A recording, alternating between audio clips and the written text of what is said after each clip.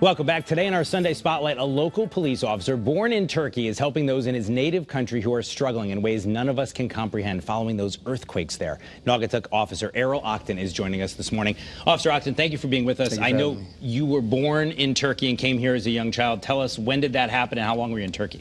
So I moved here in '01, and I came here when I was 7, and I was going back just about every other year. And now, ever since I've been a police officer, I took a little break. But last time I've been there, it was 2017. You know, my whole family's there. I got aunts, uncles, cousins, and it was pretty much home for me since then. And now we're here. We've all seen these horrible pictures. I know we have some video of some of the efforts underway over there to save people and to recover, unfortunately, the many bodies of those who were killed. When you see this as someone who grew up in that country, what was your reaction? At first, it was overwhelming. It's a devastating crisis thing that happened, and it's hard to even watch. And us being so far from that time and place, I think it was up to us for us to be able to step up. And I think us being able to use the platform as a police department, we were able to do that. And we set up just a donation drive and seeing just our little piece that we could put in, and that's what we did.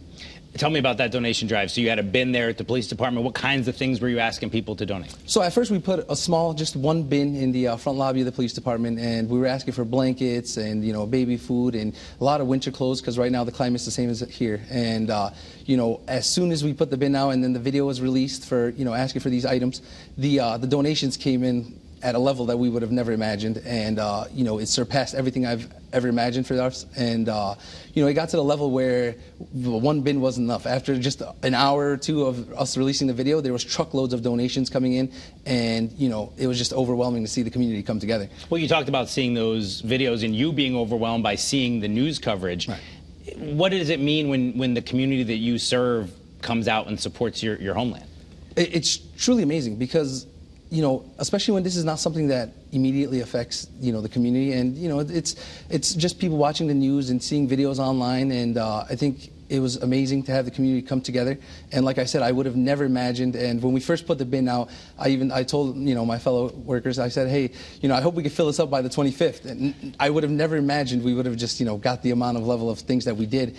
And, everyone in the community is so supportive. And, it's kind of like a give and take. We serve the community as much as we can. And then us, them being able to help us as much as they can, it's just truly amazing. Now, you said you came over in '01, but in '99 was the last biggest earthquake, and you were there. Correct. So this earthquake was a 7.8, and then the one before this back in '99 was a 7.6. And like I said, I was young. I was 5 years old, and so it's not like I remember much of it, but I do remember it happened in the middle of the night. I remember our building, because it's a lot of apartments over there, and I remember our building shaking, and I just remember everyone screaming, and then me running into my parents' room, and then my dad standing over us as the dresser fell on my dad's back.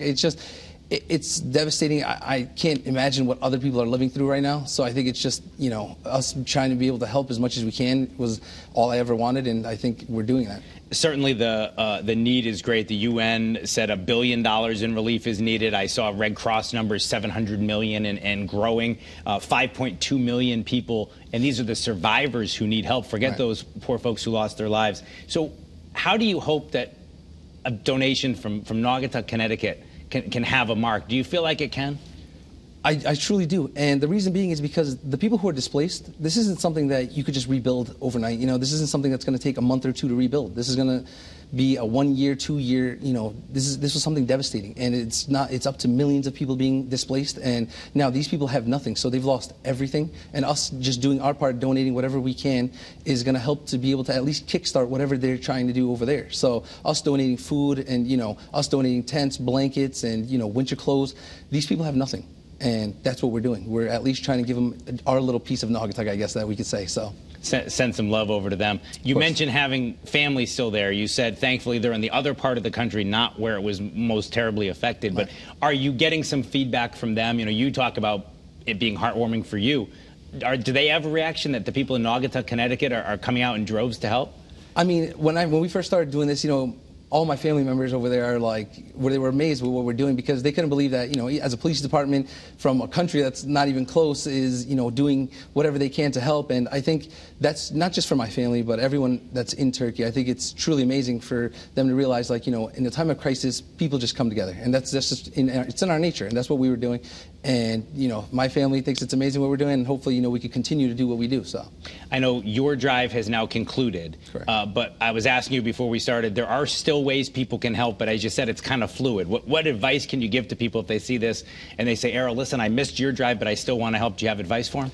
So the Turkish consulate in both New York and Boston, they're accepting donations, but as I explained in the video too, it's a very dynamic thing, because with the amount of donations that they're getting, every day it's changing depending on what they need and, you know, depending on the needs of the people over there. So I think if anybody wants to donate, and, you know, regardless of what it is, they can always call the Turkish consulate either in New York or Boston, and they'll be able to get an updated list, which they try to update this list just about almost every day or every other day. And, you know, every week at the beginning of the week, they usually give a list of what items are, you know, essential right now. And I think if people do want to donate still, they can call those numbers and go from there. We only have less than a minute left, but I know, like many immigrant families, you said you watch Turkish TV in the house, and I know a lot of people from all over the globe watch their local TV. So often these crises disappear off the radar quickly. Are you hopeful that this is one where the world will continue to offer support? I do, and I think, you know, just being able to see the reaction, not just from, you know, my own country of Turkey, but like from every other nation, I think it's something that, you know, we're able to come together as people, and I think it's going to continue to strive that way. So, you know, I'm glad that, you know, we're doing whatever we can, and I'm glad as people we're coming together. So. Well, it says on your shoulder there, protect and serve. This was a pretty cool way to do both those things. I appreciate you coming on to tell us about it. Congratulations on all the success, and if you do more, let us know, and we'll let the viewers know how they can help. Thank you. Officer Errol Octon from Naugatuck PD. That is CT 23 for this week. CBS Sunday Morning is coming up next. My colleague Mark Zinni will see you here in Studio A next week. I'll see you in March. Enjoy the rest of your weekend.